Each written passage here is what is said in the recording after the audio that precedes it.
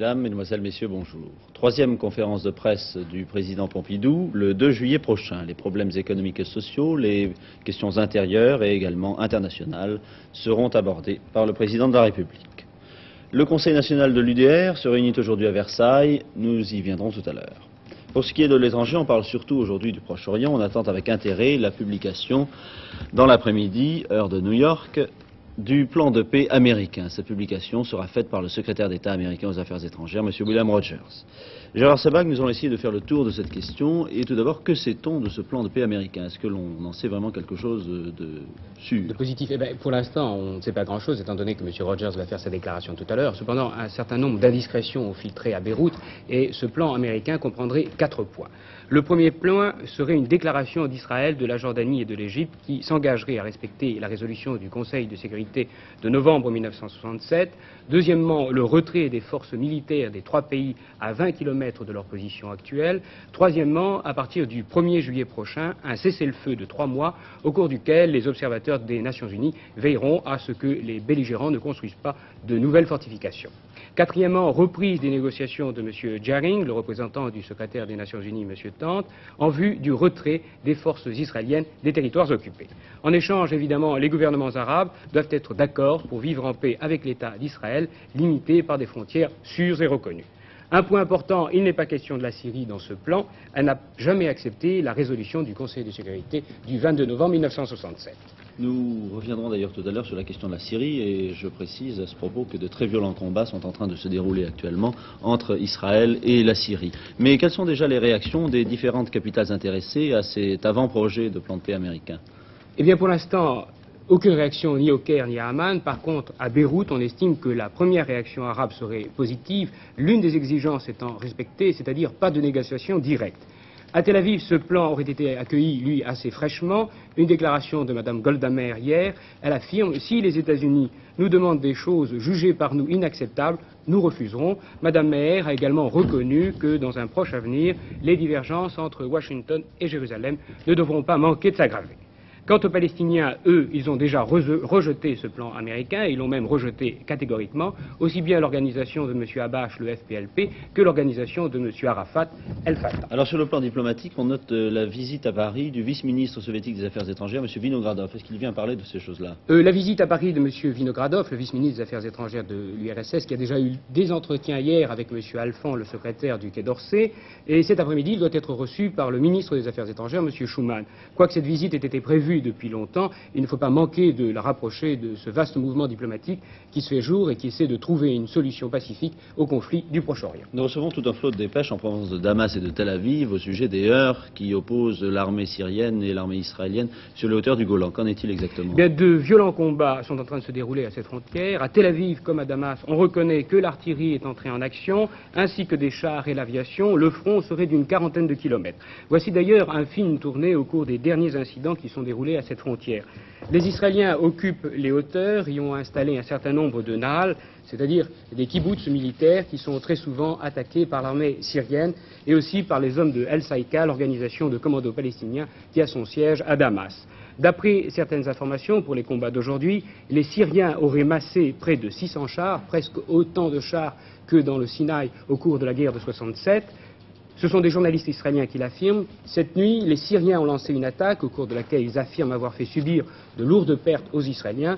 Ce matin, la bataille reprenait de plus en plus violente. L'aéroport de Damas a été fermé et les avions israéliens ont bombardé ce matin des camps militaires situés à seulement quelques kilomètres de la capitale syrienne. Merci. Suite de l'actualité internationale, nous ne changeons d'ailleurs pas beaucoup de sujets. Ces images auraient pu s'appliquer également à notre prochain chapitre qui est l'Indochine. L'Indochine où les troupes communistes renforcent leur pression sur les troupes sud-vietnamiennes et alliées et cambodgiennes à 5 jours seulement du départ des troupes américaines. Nous écoutons Stéphane Paoli. Les forces gouvernementales ont donné assaut ce matin à des positions nord-vietnamiennes et vietcong sur la rive orientale du Mékong. C'est la première fois depuis le début de la guerre du Cambodge que des éléments khmers et communistes s'affrontent aussi près de Phnom Penh, pratiquement aux portes de la capitale. Dans la ville, toutes les mesures de sécurité ont été prises. Le gouvernement du général Lon Nol craint, apparemment à juste titre, une importante attaque vietcong sur Phnom Penh, au moment ou peu après le départ des forces américaines le 30 juin prochain. Il semble d'ailleurs que les communistes prennent pour cible les villes cambodgiennes les plus importantes. Ainsi, Siem Reap, près des temples d'Angkor, Kampong Thom, à 120 km au nord de Phnom Penh, et Kampong Ste, à 40 km à l'ouest de la capitale, sont maintenant à portée du feu des mortiers Viet Cong. Le comité central du Parti communiste tchécoslovaque se réunira aujourd'hui dans la journée à Prague. C'est ce que vient d'annoncer la radio de Prague. Le rapport sera présenté par M. Gustav Husak, le premier secrétaire. On s'attend que l'exclusion de M. Alexandre Dubček du Parti communiste tchécoslovaque soit annoncée à cette occasion. La Chine populaire procéderait à des essais d'un sous-marin conventionnel capable de tirer des fusées munies d'une tête atomique du type Polaris. C'est ce qu'annonce aujourd'hui un quotidien de Grande-Bretagne, le Daily Mail. Un avion espion américain aurait repéré ce sous-marin chinois près d'une base en Mandchourie. L'actualité politique française, eh bien, les regards sont toujours tournés vers Nancy, où dimanche aura lieu le second tour de l'élection législative, mettant aux prises un candidat communiste et le député sortant, M. Souchal, soutenu par la majorité, et M. Jean-Jacques Servan-Schreiber, qui est arrivé nettement en tête au premier tour. Conférence de presse de maître Roger Souchal ce matin à Nancy. Voici ce qu'il a dit notamment. « Je suis viscéralement attaché au régime et ce serait pour moi un drame de conscience si le gouvernement ne tirait pas la leçon des événements. Mais je crois que j'ai été entendu. Je resterai donc dans la majorité. » Contrairement à certaines rumeurs, maître Souchal a démenti qu'il se rendrait au Conseil national de l'UDR, réuni en ce moment même à Versailles, réuni depuis ce matin. Ce conseil siégera jusqu'à samedi, en fin de matinée. Les 600 délégués y entendront les divers rapports consacrés notamment à l'organisation du mouvement, au gaullisme, aux problèmes des travailleurs et à la politique générale. Plusieurs membres du gouvernement interviendront lors des débats. M. Chaban-Delmas doit prononcer un discours demain après-midi. C'est Jean-Pierre Elkabbach qui va nous parler de la séance de ce matin. Eh bien, nous ne sommes pas encore en mesure de joindre Jean-Pierre Elkabbach, qui se trouve donc à Versailles pour nous, et nous allons voir la suite de l'actualité. Toujours à l'étranger, le général de Gaulle a quitté le Parador de Harandia de la Vera ce matin au début d'une journée qui s'annonce torride. Le Parador qui se trouve en Espagne, comme vous le savez. Sur le livre d'or de l'hôtel, l'ancien chef de l'État a écrit « Je garde un grand et excellent souvenir de ce Parador Charles Quint ». À travers la vieille Castille, par Avila, Ségovie et Burgos, le général de Gaulle gagnera Santo Domingo de la Casalda, à une centaine de kilomètres de Burgos, où il passera la nuit aujourd'hui, avant de poursuivre demain sa route vers la frontière française. Pendant les grandes vacances 1970, et afin de faciliter le ravitaillement des Parisiens pendant les mois de juillet et d'août, une liste de commerçants détaillants des 7e, 8e, 9e et 18e arrondissements, ayant fait connaître leur intention de garder ouvertes leurs boutiques, est à la disposition du public dans les mairies et les commissariats de police de ces arrondissements. Je le répète, si vous êtes parisien, cela vous intéresse. Boutique ouverte dans les 7e, 8e, 9e et 18e arrondissements au mois de juillet et d'août. Se renseigner dans les commissariats de police. À propos de la police, mais à propos des questions sociales, M. Marcellin, le ministre de l'Intérieur, a reçu pendant une heure en fin d'après-midi, hier, les représentants des syndicats d'officiers de police, ce sont les policiers en civil, venus lui présenter leurs revendications. Et à l'issue de l'entretien avec M. Marcellin, François Gault a rencontré les porte-paroles de ces officiers de police. Quel est le salaire moyen d'un officier de police ? Eh bien, actuellement, dans la région parisienne, pour un officier de police adjoint qui débute dans la fonction, il est de 129 000 francs, compte tenu du fait qu'il n'y a pas d'abattement de zone sur Paris, ce qui est très peu, compte tenu des servitudes qui sont demandées à ce fonctionnaire. Il faut dire à ce sujet, par exemple, qu'un officier de police ou officier de police adjoint qui, à Paris, se trouve à être pris pour un service sur une journée complète et doit prendre son repas à l'extérieur touche une indemnité de 2,90 francs. Cette indemnité n'a jamais été revalorisée depuis 1955. S'il passe une nuit dehors, une nuit en surveillance ou une nuit derrière des bandits, il touche une indemnité de 3,20 francs. Cette indemnité n'a jamais été révisée depuis 1961. Mais vous avez parlé aussi du problème du matériel, je crois. Nous avons des problèmes de matériel, des problèmes extrêmement importants, puisque par exemple, pour une brigade comme la brigade criminelle, il n'y a que 3 voitures pour 70 fonctionnaires. C'est dire tout le peu de moyens qui sont mis à disposition de la police civile pour lutter contre une criminalité sans cesse grandissante dans l'agglomération parisienne. Toutes ces revendications, vous venez d'en parler avec M. Marcellin, le ministre de l'Intérieur. Que vous a-t-il répondu? Monsieur le ministre, aujourd'hui, à qui nous avons exposé l'essentiel de nos revendications, nous a déclaré à quel point il en avait conscience. Et il nous a affirmé qu'il était absolument décidé à se battre pour que nous ayons satisfaction. Il a énoncé un certain nombre de propositions concrètes qu'il va défendre auprès des finances. Il sollicitera l'arbitrage du gouvernement et il est certain que si ces revendications aboutissaient, elles seraient de nature à satisfaire au moins en partie nos personnels. Nous revenons à l'actualité politique française. Comme je vous le disais, le Conseil national de l'UDR est réuni depuis ce matin à Versailles. Écoutons Jean-Pierre Elkabbach. Même décoration qu'à Montpellier l'an dernier, 600 délégués, les dirigeants du mouvement, ministres et anciens ministres, pour un examen de conscience politique, selon M. Tomasini, l'organisateur de ces 3 jours de débats ininterrompus.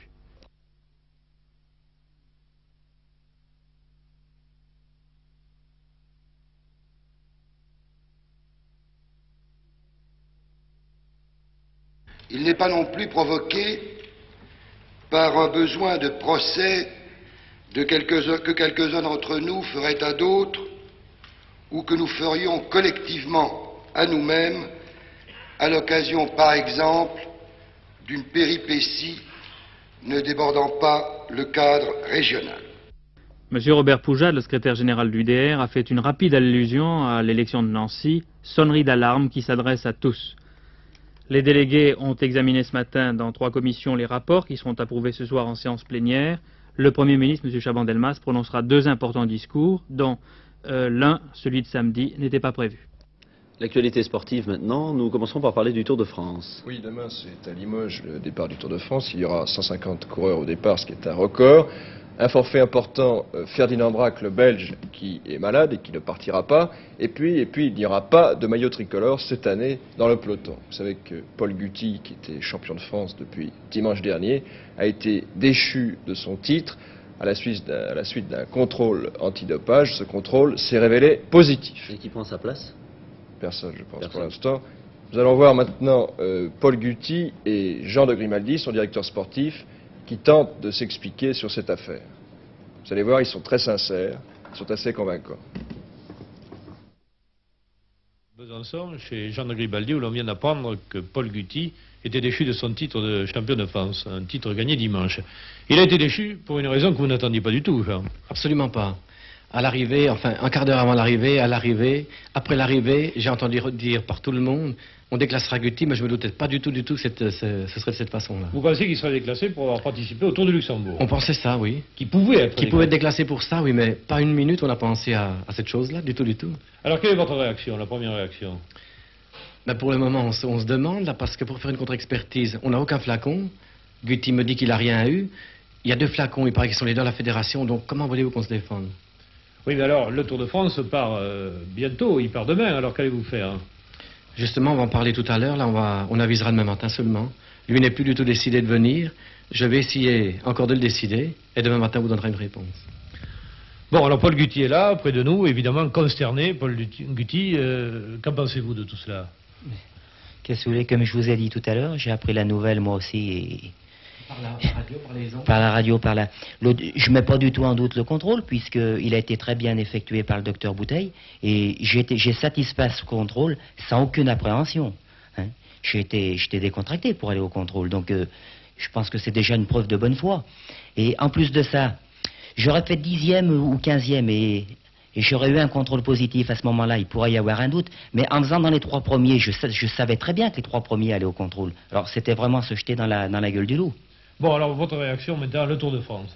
Ben, pour le Tour de France, c'est pas possible. Ma réaction, moi, elle est à 2 jours. On partait demain pour Limoges. J'ai roulé aujourd'hui pour venir pour mon entraînement. On partait demain matin pour Limoges. Non, c'est pas possible. C'est pas la peine de partir avec un coup moral comme ça dans un Tour de France. L'épreuve est trop difficile. Si c'est pour rentrer à la maison le premier jour, autant céder ma place tout de suite à un équipier. Et pour la suite de votre carrière? Mais pour la suite de ma carrière, je ne peux pas décider du tout pour cette année. Pour l'an prochain, je suis décidé à ne pas prendre du tout de licence et arrêter ma carrière cycliste. Oui, Paul Guti a confirmé qu'il ne serait pas au départ du Tour de France. Dans cette affaire de dopage, il est toujours très difficile de se faire une opinion. En réalité, le sport cycliste est un sport très dur. Tous les coureurs, il ne faut pas s'en cacher, prennent des fortifiants. Il y a des fortifiants qui sont autorisés et d'autres qui ne le sont pas. Tennis à Wimbledon, tout le tennis français repose maintenant sur les jolies épaules de 2 Françaises, Françoise Dure et Gaëlle Chanfrault, qui restent les seuls qualifiés. Football, alors que le Brésil fête ses champions, Pelé, lui, fait son entrée chez les champions sortants, chez les Anglais. Il est entré chez Madame Tussaud. Vous allez voir que c'est une assez curieuse maison, cette maison de chez Madame Tussaud. Ce bâtiment, qui extérieurement a l'austérité d'une banque ou d'une prison, c'est le musée de Madame Tussaud, le musée Grévin de Londres. La coupe Jules Rimet, la Coupe du monde de football, y est bien gardée. Elle brille de tous ses ors, mais c'est une reproduction. Et cet homme, à la peau sombre, qui veille à ses côtés, vous l'avez reconnu, c'est Pelé, le roi Pelé, qui a fait son entrée au musée, le musée Tussaud, qui est l'équivalent du musée Grévin de Paris. Je trouve qu'il n'est pas très ressemblant. C'est l'équipe de Saint-Étienne qui a été reçue hier par le président Georges Pompidou.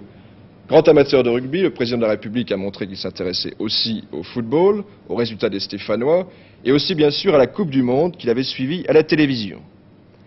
Vous reconnaissez M. Rocher, le président de Saint-Étienne, qui porte la coupe, Albert Batteux, l'entraîneur, Herbin, Bosquier, Carnus, Larquet, Révelli, bref, toute cette belle équipe, 4 fois championne de France et tenante de la coupe.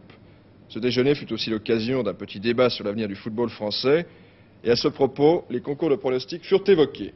Nul n'était mieux qualifié que M. Achille Peretti, président de l'Assemblée nationale, pour donner le coup d'envoi de la rencontre qui opposait au stade Léo-Lagrange les parlementaires maillot bleu, culotte blanche, bas rouge, aux journalistes parlementaires tout en blanc. Vous avez vu Daniel Brem, l'envoyé spécial d'Information Première, qui suivait les débats avec la plus grande objectivité. Première attaque et premier but pour les journalistes qui marquent par Coustet de l'agence France Presse.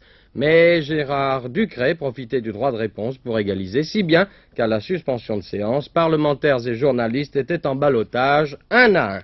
À la reprise, les débats atteignirent les plus hauts sommets et le ballon effectua une véritable navette entre parlementaires et journalistes.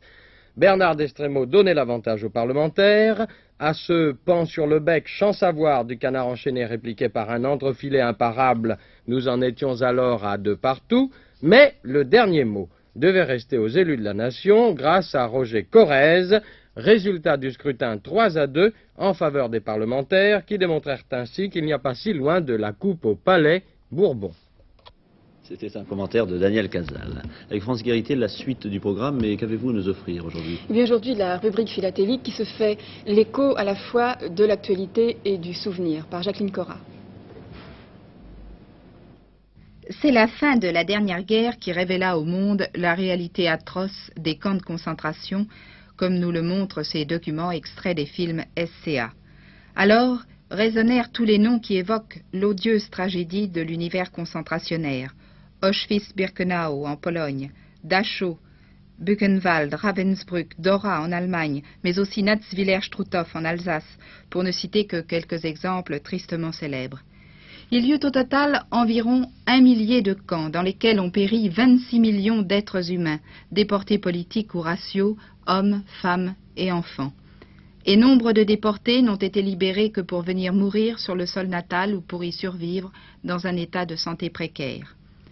Le timbre qu'émet la France pour le 25e anniversaire de la libération des camps doit faire réfléchir et aider à ne pas haïr, mais aussi à ne jamais oublier. C'est à l'hôtel de ville de Strasbourg que sera mis en vente anticipée samedi et dimanche le timbre commémorant le 25e anniversaire de la libération des camps. Et aux mêmes dates, les 27 et 28 juin, à la Maison de la Culture de Saint-Étienne, celui consacré aux Jeux mondiaux des handicapés physiques. Il y a 10 ans, au moment des Jeux olympiques de Rome, les handicapés physiques montrèrent au cours d'épreuves spécialement organisées pour eux que, grâce à la compétition sportive, ils pouvaient se comporter comme les autres hommes et même devenir de vrais champions. Mais pour en arriver là, que d'efforts. Il y eut des stages organisés en Allemagne et en Autriche pour les amputés de la dernière guerre. Un professeur anglais lui montra que les paraplégiques pouvaient pratiquer le sport et il organisa en 1948 la première rencontre internationale. Les premiers Jeux européens de cette catégorie se sont tenus en 1966 à Saint-Étienne, où vont s'ouvrir du 1er au 8 juillet les Jeux mondiaux des handicapés physiques qui vont réunir 800 participants représentant 24 nations.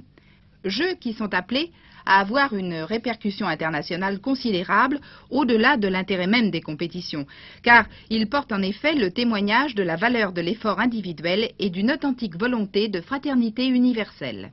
Quant aux manifestations annoncées pour le week-end, ce seront celles de Limoges, les 26 et 27 juin au Palais des Expositions à l'occasion du départ du Tour de France, de Fixin en Côte d'Or au Parc Noiseau sur le thème Napoléon Ier et son temps. Et je vous rappellerai qu'à Épinal, l'exposition philatélique se terminera dimanche prochain. Par contre, dimanche prochain, à Sedan, journée de la philatélie, dans le cadre de l'exposition qui se tient au château fort de la ville sur le thème des événements de 1870, dont on célèbre cette année le centenaire. Enfin, si d'aventure vous êtes en Belgique pour le week-end, arrêtez-vous à La Panne où le club philatélique Léopold Ier organise une exposition à l'occasion de la sortie du timbre Alliance coopérative internationale. En faveur des handicapés, des enfants handicapés, jusqu'à la fin du mois, 10 000 tirelires sont disposés dans les magasins de jouets de France pour l'opération de la Banque du Jouet, destinée à réunir des fonds qui serviront à l'étude des jeux et des jouets pour aider les enfants à surmonter leur handicap. En effet, le Comité national français de liaison pour la réadaptation des handicapés fait depuis un an une étude approfondie en ce qui concerne les jeux et les jouets en matière de réadaptation pour les handicapés. Et à ce propos, nous nous sommes rendus dans un centre préscolaire pour infirmes moteurs cérébraux.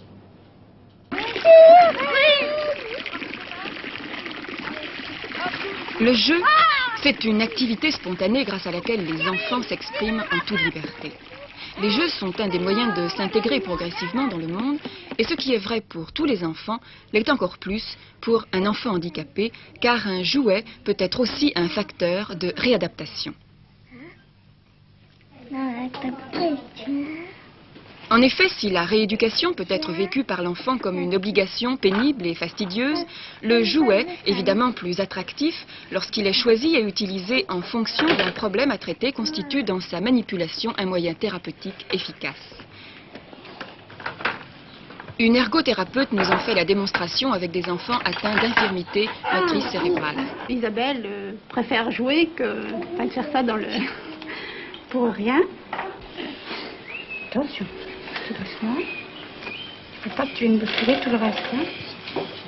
On m'a dit comment on mettait dessus. Non, regarde ton jeu, regarde ton jeu.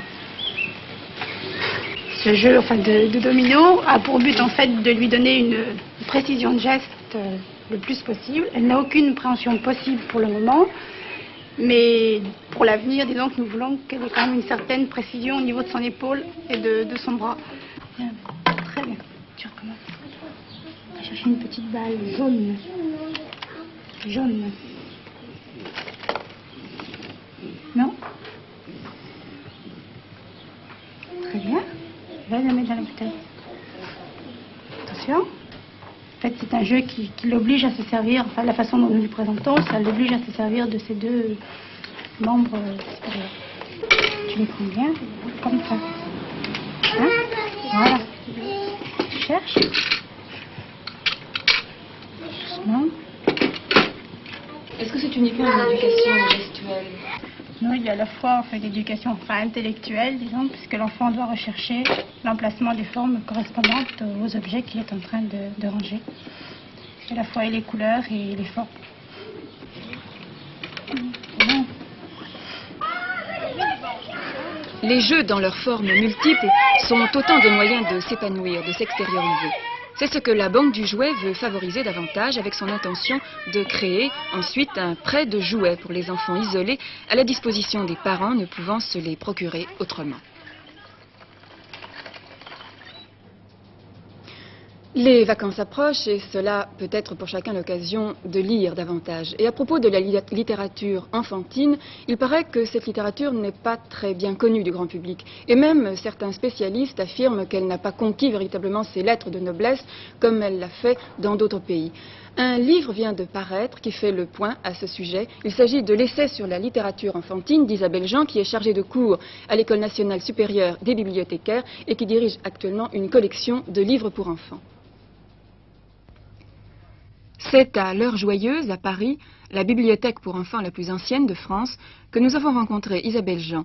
Elle s'est livrée pour nous à quelques réflexions sur la littérature enfantine. Ce qui paralyse en quelque sorte le développement de la littérature enfantine en France, et surtout ce qui lui donne un caractère de littérature marginale, c'est une espèce de conception que pour ma part je combattrais tout à fait, de la considérer comme une sorte d'étape, comme un moyen d'accéder à autre chose. Si on considère la littérature enfantine comme cet apport spécifique, indispensable et complet, alors on a une littérature enfantine. Si on la considère comme une espèce de moyen pour accéder à d'autres choses, si on considère que tel livre pour enfants va habituer l'enfant à une certaine gymnastique de la lecture qui va lui permettre d'aborder un livre prétendument plus difficile et puis de là à passer à une autre forme d'expression et à une littérature enfin pour adultes, alors à ce moment-là, évidemment, on a une pseudo-littérature. Il y a des auteurs français, bien entendu, et il y a une forme d'expression qui est proprement française. Il y a quelques grands auteurs, enfin nous pensons tout de suite, bien entendu, à Jules Verne, à la Comtesse de Ségur, etc., et à d'autres. Mais c'est une littérature qui n'a jamais été vraiment à sa place, qui n'a jamais été véritablement connue. Vous savez, enfin c'est quand même le phénomène Jules Verne, qui est un auteur qui était complètement méconnu, inconnu pendant très très longtemps, qu'on découvre maintenant, et encore un peu par le biais, à cause de l'expérience, des expériences spatiales, etc. Alors la question du héros, c'est aussi très compliqué, parce que là interviennent les problèmes de l'image. On a beaucoup envie de parler du héros, parce qu'on est habitué aux bandes dessinées et au cinéma. Et là, effectivement, le héros incarné. Le héros en littérature n'est pas incarné. Alors, vraiment, le champ est absolument ouvert à l'imagination. Et dans le livre pour enfants, dans le récit, le héros, c'est lui-même, bien entendu, l'enfant, et qui se projette dans des figures diverses qui ne sont pas nécessairement un enfant. Je pense que la lecture romanesque tient une grande place, nourrit énormément l'imagination, bien entendu, une fois de plus, quand elle lui apporte vraiment une ouverture, un enrichissement pour l'imagination, une émotion. Essai sur la littérature enfantine d'Isabelle Jean aux éditions ouvrières. Bernard Volcker, vous avez une dépêche de dernière minute, je crois. Oui, nous disions tout à l'heure que la situation était très tendue au Cambodge. En voici la preuve. La mobilisation générale a été décrétée à l'instant là-bas. Elle astreint tous les citoyens cambodgiens des deux sexes de 18 à 60 ans à participer aux efforts de la défense de la nation. C'est une annonce faite officiellement par le gouvernement de Phnom Penh. Eh bien, je crois que nous pouvons passer tout de suite à la Bourse de Paris avec Gérard Vidalanche.